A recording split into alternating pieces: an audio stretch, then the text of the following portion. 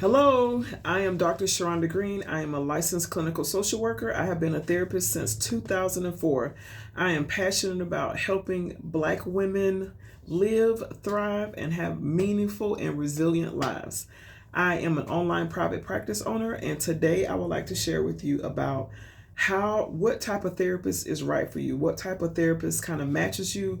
And this is also linked to what I talked earlier in my previous video about Therapy Alliance. So depending on what your needs are, and you probably heard like a lot of different ways that people have talked about therapists, and sometimes therapist, counselor, psychiatrist, those types of words may be used interchangeably, but they are similar in some ways and they are very different in some ways. So I want to share with you some information to help you to find the right type of therapist for you. So there are psychologists, psychiatrists, there are licensed clinical social workers, there is licensed marriage and family therapists, licensed professional counselors, licensed mental health counselors, and also pastoral counselors. So let's start with a psychologist. A psychologist is usually an individual that has a PhD or PsyD, a psychology degree. Their postgraduate training is 1 to 2 years of supervised experience with like 1,500 to 3,000 hours. Their license exam for professional practice is a psychology EPPP. Their credentials are typically LP or LPC as a result of this. Some specialized clinical psychologists are counseling psychology, neuropsychology, developmental psychology, research psychology, and also sleep psychology. Then we have psychiatrists, which credential can be a medical doctor, an MD or DO. A training medical degree, MD or DO, and 4 years of psychiatry residency is required. Postgraduate training of 4 years of psychiatry residency, approximately 12,000 to 16,000 hours. Licensure exam, United States Medical Licensing Board, USMLE, or Comprehensive Osteopathic Medical Licensing Examination. And the credentials are MD or DO with a specialization in psychiatry. And sometimes those specializations are diagnosis and treatment of mental health disorders and psychopharmacology. That's like the prescription of medication. So I get that tongue twisted a lot. So psychopharmacology. So anyway, that's the prescribing medication. Licensed clinical social worker, which I am. So a training and a master's degree. I have my MSW from the University of Georgia, Go Dogs. And I have postgraduate training, which was 3 years of supervised experience, which is approximately 3,000 to 4,500 hours. And that depends. And this also, each state has a little bit differences, but that was my training. And I had to have group supervision and individual supervision. And that included a licensure exam by the Association of Social Work Boards, a clinical exam, and my credential is a LCSW. So with the clinical social work, sometimes there are different specializations: case management, mental health counseling. Some therapists, clinical social workers work in hospitals, work in schools, work in community mental health, work in crisis. So there's a lot of diversity of where LCSWs may show up. Licensed marriage and family therapists, LMFTs.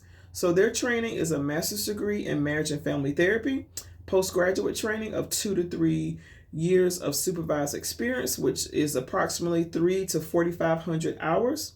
They also have a licensure exam by the Association of Marital and Family Therapy. It's a regulatory board, and their credential is a LMFT. And their specialization is in family systems, couples therapy, and also marriage and family therapy. And our fifth type of therapist is a licensed professional counselor. These clinicians also have a master's degree in counseling or related field, postgraduate training of 2 to 3 years of supervised experience. They also have a licensure exam, a National Clinical Mental Health Counselor Examination exam, and their credential is at LPC.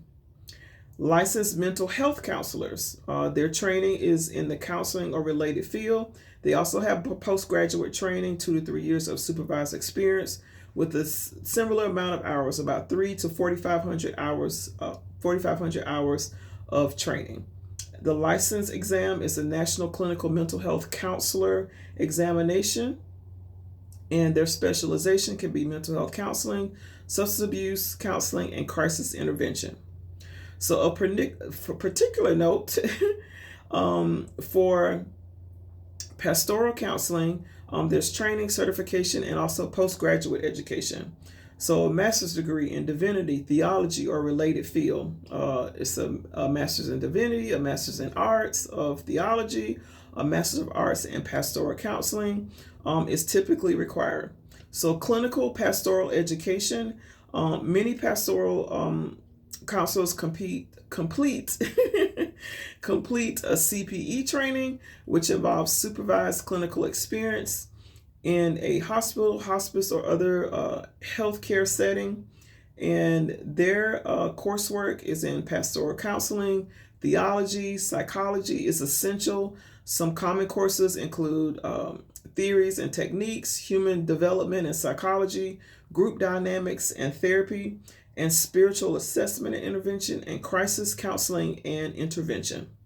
And their certification is offered by the American Association of Pastoral Counselors. They have to have completed their master's degree, of course, completed their CPE training, a minimum of 2 years of supervised experience in pastoral counseling, and they also have to pass a CPE certification exam.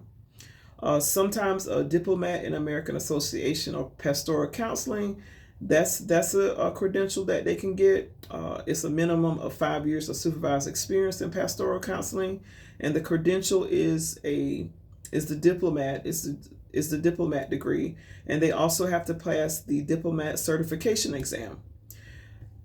Another certification for pastoral counseling is a board certified chaplain. So this is offered by the Association of Professional Chaplains, a master's degree in divinity, theology, or related field, a completion of a CPE training, a minimum of 2 years of supervised experience in chaplaincy or pastoral counseling, and passing the BCC certification exam.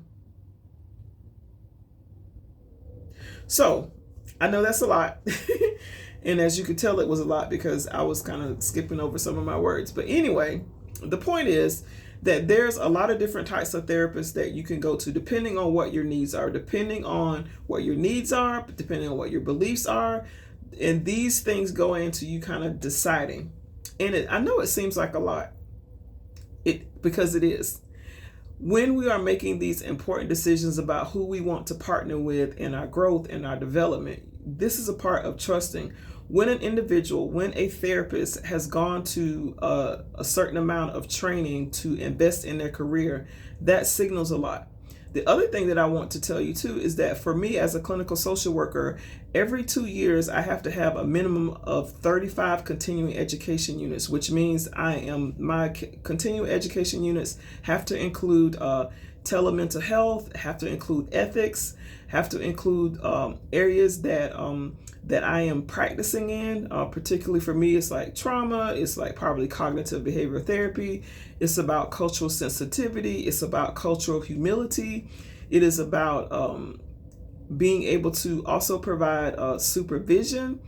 So your therapist that you decide to meet and to talk to, and when you're trying to figure out who this therapist is also to ask about their supervision, ask about their experiences, ask about how they handle cases, ask those questions, because you are worth the investment of finding a match for you. So these are the different types of therapists. If I'm the type of therapist that you think that you want to work with, a licensed clinical social worker, I think clinical social work is the most amazing and diverse and spectacular career choice that I have chosen. And I'm going to put some information in the bottom of this so that you can check out and find out more about me. And if you would like to book a session, that link is also going to be available. Please post your comments and questions, and I look forward to talking to you on the next video. And what the next video is going to be, therapist red flags, because I know there's folks out here that's not making things better, and I want to be able to support you in identifying those red flags, so you can go to the next person that's on your list to find a therapist that feels aligned with you, that feels professional, that also feels that it's going to work for you, so that we can work together. I'm saying we, if you pick me, if we pick each other, but if you find a therapist so that you will know that this is going to work for you. If you see red flags, that you can just do this and go to the next list. Have an amazing day or evening, whatever time that you're watching this. I hope you're having a great day. Take care.